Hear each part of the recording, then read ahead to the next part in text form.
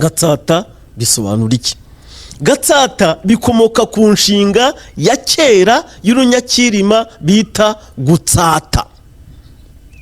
Ndatsase, yatsase, twatsase, batsase, n'ugutsata. Gutsata se bivuga iki mu Kinyarwanda? Ubundi gutsata ni ijambo risobanura guhobagira. Bivuga guhobagira. Iyo uvuze Gatsata, ga bivuga gasozi. Gutsata ni uguhobagira. Ubwo Gatsata ni agasozi k'ihobagiriro. Nshuti bakunzi ba TZ TV, nongeye kubasuhuza mbaha ikaze muri iki kiganiro cya none, aho tugiye kuba tureba ku mateka y'uyu musizi, uyu nguyu Nsanzabera Jean de Dieu, umusizi w'umuhanga mu Rwanda uri kwigaragaza cyane. Abantu benshi bakomeje kugenda bamwibazaho bitewe n'ikinyarwanda kugenda yigisha abantu. Ibiganiro bye by'ikinyarwanda byibanda cyane ku mateka y'ahantu, imisozi y'ahantu.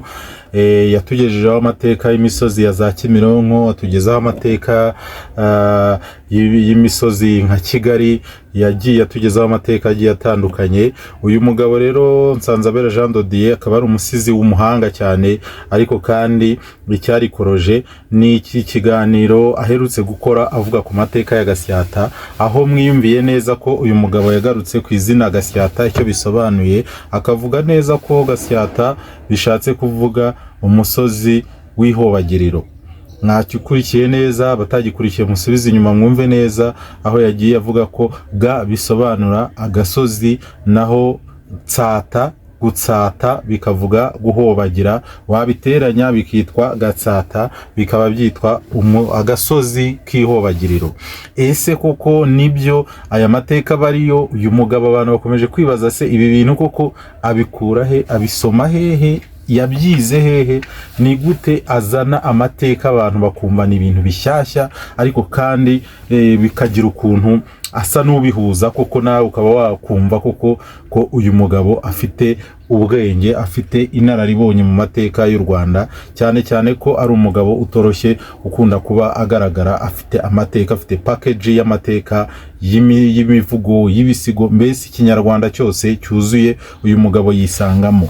Rero ntatinze ndashaka kugira ngo twinjire ku mateka y'uyu mugabo Nsanzabera Jean de Dieu, umusizi w'umuhanga, akaba ari n'umutaramyi byahamye mu mateka y'u Rwanda n'umuco nyarwanda. Uyu Nsanzabera Jean de Dieu ni umugabo w'umunyarwanda, akaba ari inzobere mu muco nyarwanda, amateka y'u Rwanda, akaba n'umusizi w'umusaza, akaba inzobere kabuhariwe mu murage n'ubuvanganzo nyarwanda. Amateka y'uyu Nsanzabera Jean de Dieu ni umwe mu banditsi bagiye bandika ibitandukanye ku muco wa kera w'abanyarwanda, harimo ibitabo yanditse nk'icyitwa Umuco mu Buvanganzo, ndetse ubu akaba ari usigaye ari umunyamakuru ku gihe.com, ndetse Igihe TV online, akaba ari televiziyo ikorera kuri YouTube, akaba ari umunyamakuru wayo cyane cyane mu gisata kijyanye n'umuco nyarwanda cyangwa se mu bitaramo n'amateka y'u Rwanda.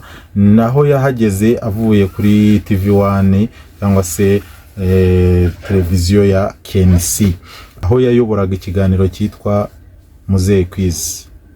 Hari ibitabo yanditse rero uyu Nsanzabera Jean de Dieu, yanditse ibitabo bitandukanye, amaze kwandika ibitabo bigera kuri 56, ndetse harimo imivugo 250 n'ibindi bitandukanye. Uyu mugabo rero akomeje kuba icyamamare, akomeje kubica bigacika, basigaye bagenda bamukurikira, afite abantu benshi bari kumukurikira, afite audience iri hejuru, kubera ko abantu hanze haba bakeneye kumenya amateka y'igihugu. Burya ngo utamenya hava ntamenya nahagana. Abantu bakeneye kumenya amateka y'igihugu cyacu cy'u Rwanda, bakeneye kumenya amateka y'iyo misozi agenda asobanura, bakeneye kumenya amateka y'abami n'abandi.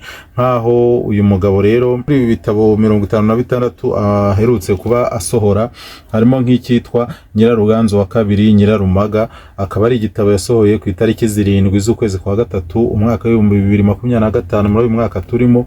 Uyu mugabo rero urumva ko akomeje kugenda yisagahigo mu mateka y'u Rwanda, akaba ari umusizi byahamye ukomeje kugenda yigaragaza ko azi ikintu bita amateka n'umuco nyarwanda muri rusange akagenda bisangiza abantu binyuze ku kinyamakuru akoreraho cya igihe.com cyangwa se Igihe TV kuri YouTube.